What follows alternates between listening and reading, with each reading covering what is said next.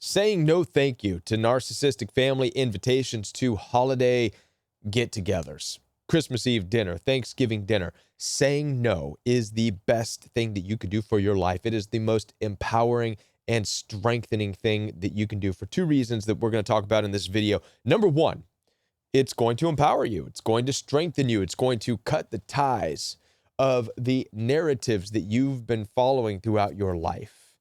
It's going to set you on a path to make decisions for yourself, to think for yourself, to make plans and spend the holidays doing what it is you want to do as opposed to doing what you feel you have to do. All right. But number two, it really comes as a gut punch to the narcissistic family members or the toxic people that you're dealing with. Now, this is not the primary reason you want to say no, but it is an added bonus that when you stand up and say no, no thank you, I'm not going to be joining you this time, it's kind of an added bonus to know that it really just kind of punches them in the gut, right? Not only that, but it gives them two punches.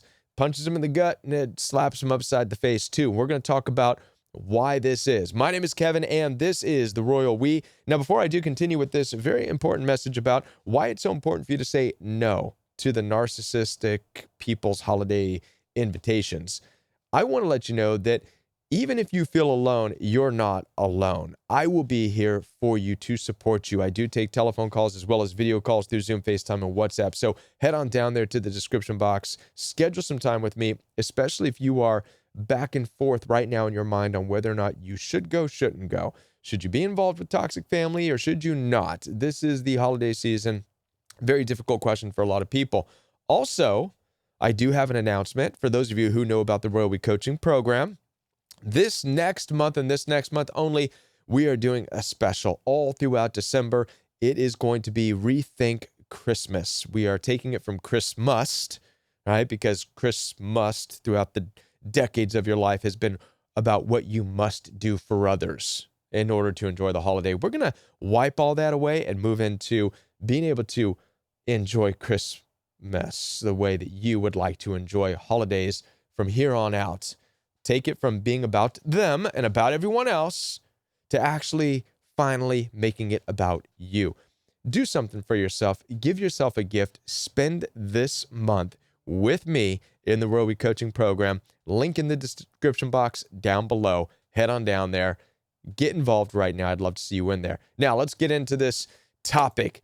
Now, when it comes to the strength and the power that you get just from saying no for the first time, no thank you, I'm not going to your Christmas Eve dinner this year. I'm not doing the Thanksgiving feast with you this year. I've got other plans. It doesn't matter how you say no. You don't have to be mean about it. You don't have to be all like, hey, you are a narcissistic group of people and I don't want anything to do with you. I'm staying away, doggone it. No, all you have to say is thanks, but no thanks. I've got other plans this year. And now here is what is happening. Number one, you are empowering yourself no matter how uncomfortable it feels. It might feel like you're the worst person in the world. And of course it does, but it's empowering. It's strengthening you. Let me ask you a question. When it comes to being involved with narcissistic, toxic family members year after year around the holidays, have you ever stopped to ask why? Why? Of course you have. Of course you've asked, why am I even here? As you're in a room full of people who are either doing one of two things, by the way. Your narcissistic family members are either on their best behavior just because it's Christmas Eve or just because it's Thanksgiving. And you can see right through it. The fake smiles, them pretending to care about your life and your work while they're cramming their face full of stuffing and turkey and gravy. And you're like, why? Why?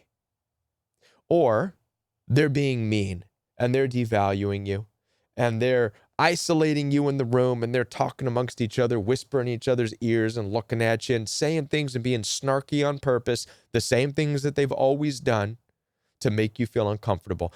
And you're there asking, why am I even here? While you're trying to hold a smile together, why are you even there? The reason you're asking that question is because you don't want to be there. And it's a good question. So why are you there? You're there because you're not even thinking. I'm not trying to come down on you. It's just the reality. I was there too. Every time I was with those narcissistic, toxic people back in California, and I was wondering, why am I even here? It's like I was living and acting out of an unthoughtful process in my own life. I was there without even thinking about it, because if I was thinking about it, I wouldn't have been there, because I would have thought about how ridiculous it is to be around people who don't care, who are abusive, who are narcissistic. But I'm not thinking, I'm just doing. See, we have a bigger problem to now face. The reason that you are mechanically just saying yes and constantly going along with your families and siblings and whatever holiday feasts they have without thinking is because you've been conditioned to. You're just following a script. It's a narrative. You're like a mechanical being, a thoughtless being. And since you were a youngster, you've been conditioned and you've been given a narrative and a script that this is what you do on Christmas. This is what you do on Thanksgiving. It's all about your family. It's not about you. It's about your family. You've got to show up for them. It's about baby Jesus. You got to do candlelight service. It's about Santa Claus. It's about this. Everybody has given a piece and has told you how you should look at holidays. And so now you're wondering why it is you end up in these places that you're not even thinking about it. And you're asking, why am I even here around people who don't care about me, and I'm done caring about being here, but I'm here, right? So what's really happening when you say no is you're not only cutting the ties with those narcissistically abusive family members that you've been going along with forever, but you're also finally cutting the ties with society's puppet strings, if you will, the institutionalized tradition that you've been given a script for that tells you got to spend time with your family, you got to spend time with you, right? You're cutting those strings, which is what is probably the most uncomfortable thing. If you really think about it, it's not that bad saying no thank you to the narcissistic people. It's what you think about yourself for doing that. Oh, but if I say no, what does that make me? The only reason you're asking that is because you're comparing yourself with what society has told you. It's about family. You don't know any different. So if you make it not about those toxic family, well, then what is it about? That's what you need to experience for the first time, simply by saying no. You stand up to narcissistic, toxic, dysfunctional family systems. You're also standing up to the narratives and the scripts that you've been handed, that you've been mechanically going by all of your life. Listen, when you were a kid, you had no choice. Your parents dragged you kicking and screaming to this person's house and that person's house, right? As an adult, no one's dragging you kicking and screaming anymore. It's just you following those same scripts. So you're cutting free of those and you're finally standing up for yourself, which is what you should do. That is the most empowering thing you could do for your life, because it's from this place, no matter how uncomfortable it seems for you, it's from this place in your life that you will begin to start to do the things you want to do. You will make the holidays about what you want them to be about. You will start your own traditions, even if that means you go away and spend the month in Cancun next year, sipping a Mai Tai on the beach, saying, Merry Christmas. Wherever y'all are, I'm here in the sand, right? You make it about a break, a holiday, something that's meaningful for you. After all, that's really what a holiday should be. I like how in some cultures and countries, the word holiday actually means a break, a vacation. In England, they say it all the time. I'm going on a holiday. Where are you going? Wherever I want. I'm going to Dubai. Happy holiday. Right? It's only with the strings and the narratives and the scripts that you and I have been given in the Western world that holiday means family. No. So you're cutting all that, which is painful and awkward, but empowering. Now let's move into the consequence of all of this, the natural side effect, if you will, which is a gut punch to narcissistic people. You see, narcissists operate out of control. They have to have control over your life. And oftentimes they exploit the institutionalized tradition to use it for part of their control. In other words, they operate through that. If they can't control you directly, they're going to control you indirectly through the traditionalized institution. It's like you can't go anywhere. You can't say no. You cannot not spend time with us because society has said so. Doesn't matter how abusive we've been. It doesn't matter if you don't like us. This is the institutionalized tradition that you must follow, right? So when you say no, you're really kind of throwing the narcissist into cognitive dissonance. You're telling them that not only are they not in control, But narcissists can't even rely on the institutionalized tradition to keep things in control. Now, I don't know about you, and I'm not a narcissist. I don't think so anyways. But if narcissistic people are about control, but suddenly they can't have control over you directly or even indirectly, well, suddenly their very existence is challenged. They don't see any way in which they can control anymore, and I believe that throws them into cognitive dissonance themselves. Now they're faced with the reality that there's nothing they can do. They can't force you, nor can they rely on institutionalized traditions to enforce what they want out of you. So that's gut punch number one. But it doesn't just end there, right? It's like a 1-2 combo. Boom, gut punch right there. But then the left hook thrown over is the reality that what you're also saying is, it's not that exciting being around you. You're just not that special, especially with how abusive and demeaning and devaluing that you are. And you don't even have to say this to them. It's spoken through your no. All you have to say is no. The simple word, no thank you, says all of this stuff to them. It says you're not that special.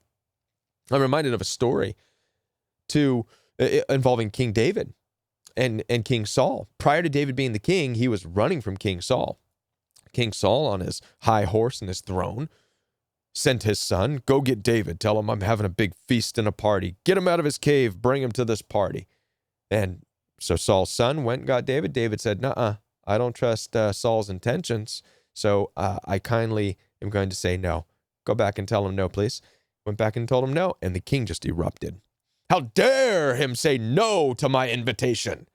And what's interesting about this, you can go read that biblical story for yourself, but narcissists just operate like this in their own way. It doesn't matter if it's your dad, mom, narcissistic siblings, they all sit on this imaginary throne. And that's how they respond when people don't show up. It's not, hey, I want to figure out why they don't want to show up. Is there something I could do differently? Are they okay? It's not that. It's how dare they not show up for us? How offensive, right? And by the way, you can tell a lot about a narcissistic person. It tells you a lot about their intentions. It says this, they don't care about you, but you already know that. If they cared about you, they wouldn't demean you, devalue, any of that stuff, right? So they don't care about you. And then the fact that they're exploding and erupting and attacking you for not showing up says that they're offended by you not showing up, which means it challenges their excellency as if they're royalty. So that's punch number 2. And thank goodness, narcissistic people, they need that punch. They really do. And hopefully it knocks them off their imaginary throne that they sit on. So there you go. There's the 1-2 combo. Number 1, throws them into cognitive dissonance because they can't control you, not through institutionalized tradition and not directly through their attempts to control you. And number 2, it says that they're not that exciting. They're not that important. They're not that special. They don't deserve you being around them just because they exist.